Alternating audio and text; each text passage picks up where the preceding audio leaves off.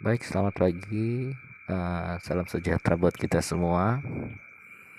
Hari ini Bapak akan menyambung penjelasan Bapak dari Surel, surat elektronik atau electronic mail. Kita melanjutkan ke aplikasi chat mobile device, yaitu dengan memahami apa sih yang dimaksud dengan chat mobile device, yaitu pengoperasian mobile device yang mampu mendukung komunikasi dua arah secara real time seperti chatting, video call, dan voice call. Dan hal ini bisa kita temukan pada aplikasi WhatsApp ya. Dan untuk prosesnya bisa kalian lihat untuk melakukan downloadnya ya, download aplikasi WhatsApp melalui Google Play Store dengan langsung menginstal aplikasi tersebut pada ponsel pintar Anda dan masukkan nomor ponsel Anda dan registrasi ke WhatsApp, lalu kita lanjutkan katanya. Jadi di sini saya yakin kalian bisa untuk memproses apa namanya um, memproses untuk proses penginstalan WhatsApp itu sendiri ya. Kemudian selain daripada WhatsApp, aplikasi mobile device juga kita sering gunakan, yaitu menggunakan aplikasi Telegram ya.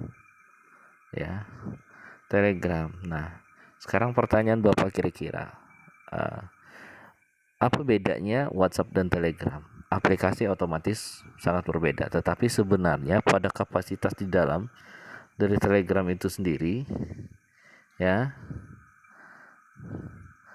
aplikasi dari Telegram itu sendiri untuk membedakannya yaitu pemuatan video. Kalau video di WhatsApp itu kalau nggak salah Bapak pernah coba itu 25 MB ke bawah, tetapi kalau Telegram dia menggunakan 60 MB ke atas pun dia tetap masih bisa mengirim data.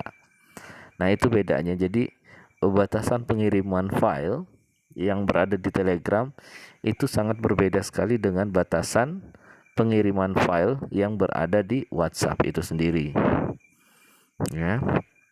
Kemudian selain selesai dua itu, maka kita akan pindah ke aplikasi yang hampir mirip juga, yaitu aplikasi Skype ya, aplikasi Skype.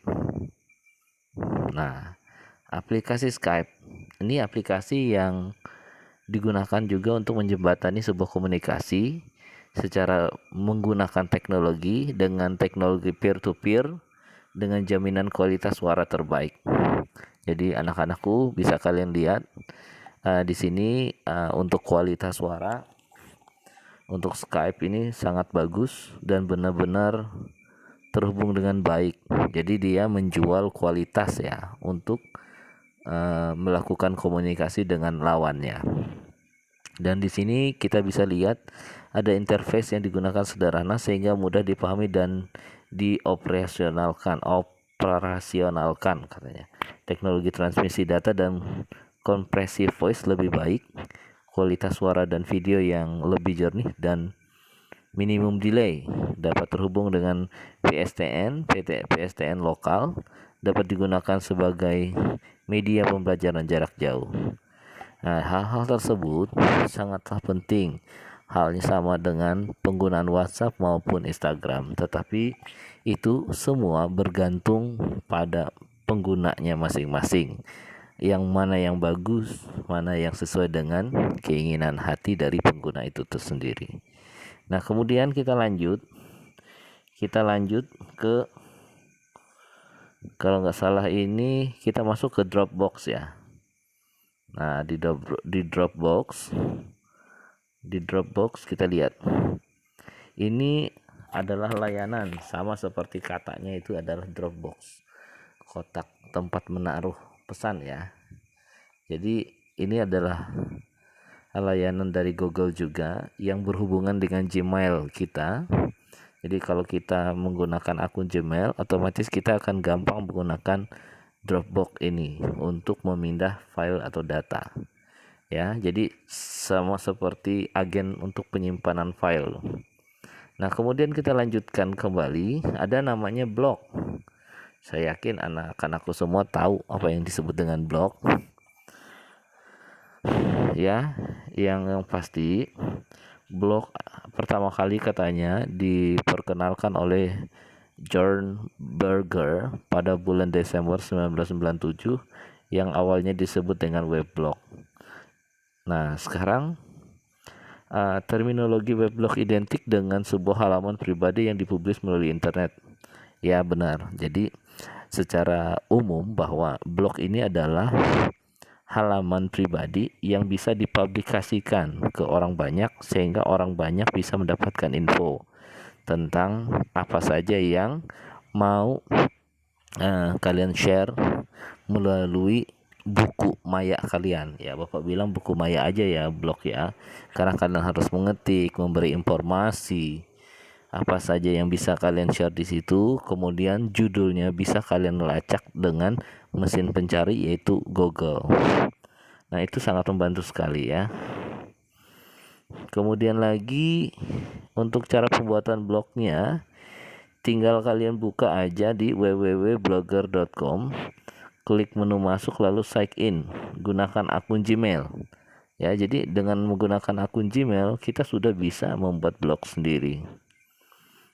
Nah, jadi dan di situ banyak sekali template-template yang bisa digunakan sebagai latar dari proses pembuatan blog kalian ya. Nah, ini adalah tampilan blognya yang menurut Bapak itu sudah mulai bagus, tersusun rapi karena ini adalah rancangan dari blog itu sendiri. Jadi Freenom ya. Nah, itu adalah salah satu web tempat pembuatan blog gratis juga. Kemudian ini bisa kalian lihat ya. Jadi menurut Bapak, kalau tertarik dengan hobi tulis menulis di dunia maya, bisa kalian curahkan keinginan kalian itu dalam menulis blog. Ya, sama artinya kalian menulis diary.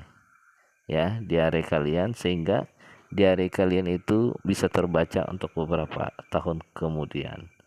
Nah, Bapak lewatkan ya untuk blog. Kita masuk ke vlog. Apa sih yang dimaksud dengan vlog? Vlog merupakan perpaduan dua istilah yaitu video dan blog yang merupakan aktivitas blogging menggunakan media video yang dipublikasikan dan selalu diperbarui secara berkala. Nah, inilah yang sering digunakan anak-anak zaman sekarang. Kamera taruh di helm atau handphone digunakan sebagai alat perekam sehingga dia bisa merekam seluruh aktivitasnya setiap hari. Lalu itulah yang dia upload kembali ke dalam YouTube dan itulah yang disebut dengan vlog. Jadi keseharian kita proses menggunakan akun YouTube kita pribadi ya. Itu kalau menggunakan vlog. Nah, kemudian ada lagi selain menggunakan vlog, kolaborasi data dan Google Drive. Jadi jika kita sudah memiliki akun Google ya, akun Google atau google.com ya, kalau kita punya Gmail itu adalah Google Mail ya. Google Mail artinya pesan yang menggunakan fasilitas Google. Nah, kolaborasi data dan Google Drive ini otomatis jika kamu memiliki Gmail, maka kamu juga memiliki Google Drive. Nah, apa yang dimaksud dengan kolaborasi data dengan Google Drive? Yaitu jika pengguna ingin menyimpan datanya di internet supaya lebih aman, maka bisa ditaruh di Google Drive. Nah, di Google Drive itu bisa kita taruh data-data kita sehingga nanti pada saat kita di tempat lain tanpa kita harus membawa laptop dan lain-lain, kita bisa mengakses data kita secara pribadi dengan meminjam laptop orang yang harus terhubung dengan internet, lalu kita buka Gmail kita pribadi, lalu tinggal klik bagian Google Drive-nya, maka kita akan mendapatkan beberapa data yang sudah kita simpan terdahulu dan kita akan gunakan untuk saat sekarang. Nah, itulah gampangnya. Jadi bahasa lebih gampangnya itu adalah Google Drive ini sebagai pengganti flash disk. Jadi dia terbatas 15 GB kalau nggak salah ya. Kalau untuk yang free itu 15 GB penggunaannya. Jadi gunakanlah dengan bijak. Jika ingin melebihi dari 15 GB, otomatis kita harus melakukan pembayaran. Nah, begitulah cerita kalau menggunakan Google Drive. Nah, Bapak putar lagi. Setelah kolaborasi dengan Google Drive, ada yang disebut dengan Google Form. Nah, apa sih yang dimaksud dengan Google Form? Adalah sebuah form yang berisi petunjuk atau kolom-kolom isian menggunakan yang digunakan guna melengkapi detail informasi data tersebut secara online. Oke, anak-anakku, kalian pasti kenal apa yang disebut dengan Google Form, ya. Apa yang disebut dengan Google Form? Karena pada saat contoh, nggak usah terlalu jauh, Bapak sudah sering menggunakan absen kalian ya, yang Bapak share setiap pagi. Itu absen kalian itu sudah Bapak gunakan atau Bapak buat dengan menggunakan Google Form. Nah, itu adalah salah satu contoh dari Google Form itu sendiri.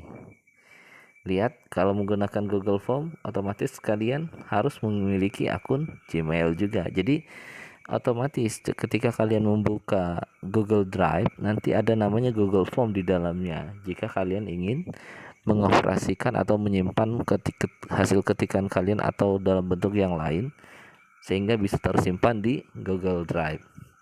Nah, ini Google Drive dan Google Form itu sangat erat sekali, karena data yang tersimpan di Google, yang sudah dibuat di Google dari Google Form akan tersimpan di Google Drive secara otomatis.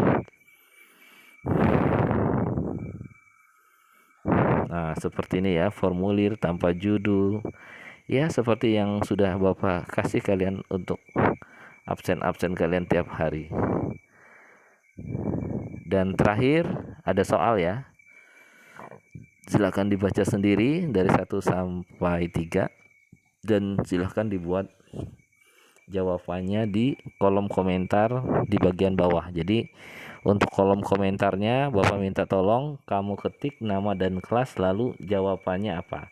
Buat sesingkat-singkat mungkin sehingga Bapak sekali baca mengerti langsung ya di kolom komentar tersebut. Oke, Bapak yakin kalian paham apa yang Bapak jelaskan hari ini, karena apa yang Bapak jelaskan kalian sudah punya sebenarnya di tangan kalian, tetapi tetap Bapak harus menjelaskan secara voice call seperti ini menggunakan video, sehingga harapan Bapak, anak-anak Bapak bisa mengerti dengan jelas karena mendengar langsung suara dari Bapak, bukan membaca dari buku ya. Nah, untuk lebih lanjutnya kalian boleh lihat materi-materi kita sebelumnya yang Bapak share ya. Jadi hari ini cukup sekian untuk materi kita, dan Bapak minta tolong jangan lupa bagi siswa Bapak yang belum subscribe channel Bapak minta tolong di subscribe ya nak ya, supaya kalian tidak tertinggal informasi dari Bapak, sehingga ada notifikasi yang bisa masuk ke handphone kalian jika Bapak mengupdate video-video Bapak. Karena setiap di akhir video Bapak akan menjelaskan tentang tugas kalian untuk kalian lakukan, dan nanti Bapak akan cek satu persatu dari channel Bapak ini di kolom komentar untuk 3 jawaban ini. Dan buat aja jawabannya singkat tapi mudah untuk dimengerti ya. Dan saya rasa sekian yang Bapak sampaikan, dan Bapak harap kalian mengerti dari tugas ini, dan harapan Bapak kita bisa melanjutkan ke pembelajaran tahap selanjutnya. Baik, selamat pagi, terima kasih sudah mendengarkan Bapak, dan sekali lagi Bapak bilang Jangan lupa subscribe dan tekan tombol loncengnya ya, sehingga notifikasi bisa muncul di handphone kalian jika Bapak sudah mengupdate video-video Bapak. Terima kasih.